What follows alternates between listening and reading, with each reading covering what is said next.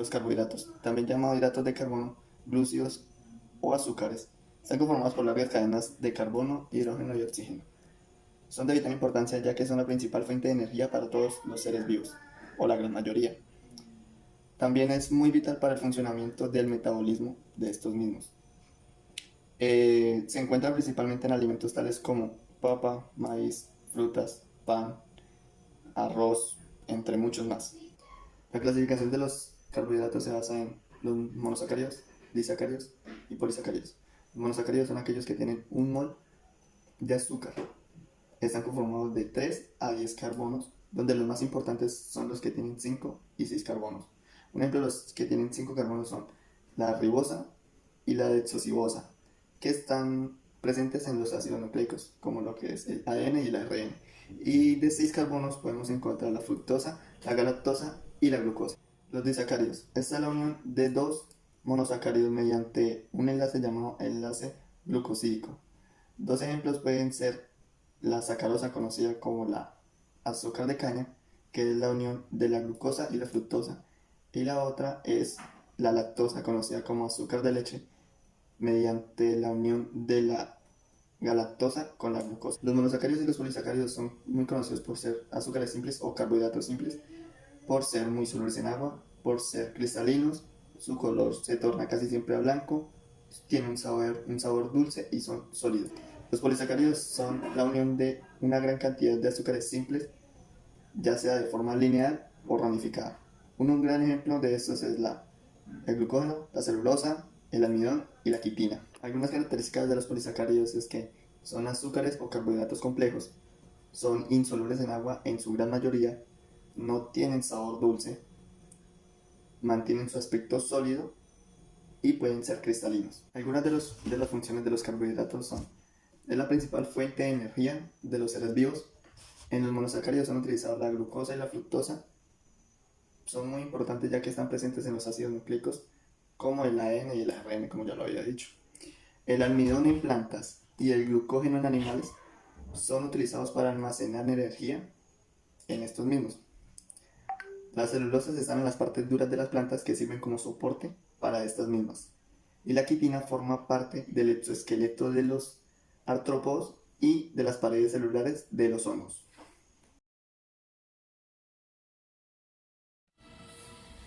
¿Qué es un lípido?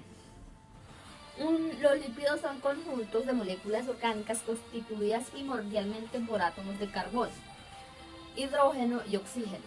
E igual están los otros elementos que son el nitrógeno, fósforo y azufre. Los lípidos son moléculas hidrófobas, insolubles en agua, pero son solubles en disolvantes orgánicos no polares, como benzina, benceno y cloroformo. Pueden estar formados por cadenas alifáticas, saturadas e insaturadas, o por anillos aromáticos. Son compuestos muy diversos debido a su estructura molecular. Algunos son rígidos y otros que son flexibles. Y por lo general tienen cadenas unidas mediante unos puentes de hidrógeno. Algunos lípidos, como los que componen la membrana celular, poseen una capa hidrófoba y otra hidrófila, de modo que solo por uno de sus lados pueden interactuar con moléculas de agua o similares. Esto les confiere a una gran versatilidad e importancia a la hora de... los lípidos cumplen con las siguientes funciones en el organismo. Que está la reversa de energía del organismo animal. Lo cierto es que los lípidos son conocidos como triglicéridos, constituyen en el cuerpo de los animales e igual en el del ser humano la reserva energética por excelencia cuando hay exceso de carbohidratos. Se genera grasas para almacenar y consumir dicha glucosa, que a futuro, ya que en un gramo de grasa que puede brindar 9,4 kilocalorías al organismo, está el soporte estructural del cuerpo, en el cual los lípidos sirven como materia prima en la construcción de numerosas estructuras biológicas, que es las membranas celulares. E igual sirven como las materias de fijación y protección física de los órganos internos y de distintas partes del cuerpo. Está igual en la regulación y comunicación. Resaltando que los lípidos son moléculas insolubles en agua, procedemos a clasificarlos. Básicamente se clasifican en dos grandes grupos, en lípidos saponificables y lípidos insaponificables. ¿Pero qué son los lípidos saponificables? Pues son los lípidos en cuya estructura molecular hay presencia de uno o más ácidos grasos. Pero, ¿para qué sirven estos? Los ácidos grasos permiten que mediante unas reacciones químicas el lípido se pueda volver jabón. Ya sea puede ser el jabón que tenemos en el baño para lavarnos las manitos, el cuerpecito, etc. A su vez, estos lípidos saponificables se dividen en dos grupos, en lípidos simples y en lípidos compuestos. Los lípidos simples están hechos en su estructura molecular de carbono, hidrógeno y oxígeno. Estos a su vez se dividen en ceras y ácidos grasos. Y los lípidos compuestos están en su estructura molecular, están hechos también de carbono, hidrógeno y oxígeno, pero tienen presencia de nitrógeno, fósforo o alguna otra biomolécula. Estos a su vez se dividen en tres grupos, los cuales son trigliceroles, ceramidas y éster de glicerol. Pues habiendo dicho que lo podemos encontrar en los jabones y también se puede encontrar en alimentos como aceite de coco, leche, etc. Ahora vamos a hablar sobre los lípidos insaponificables. Bueno, entendiendo ya que era saponificable, podemos deducir que los insaponificables no tienen presencia de al menos un ácido graso en su estructura.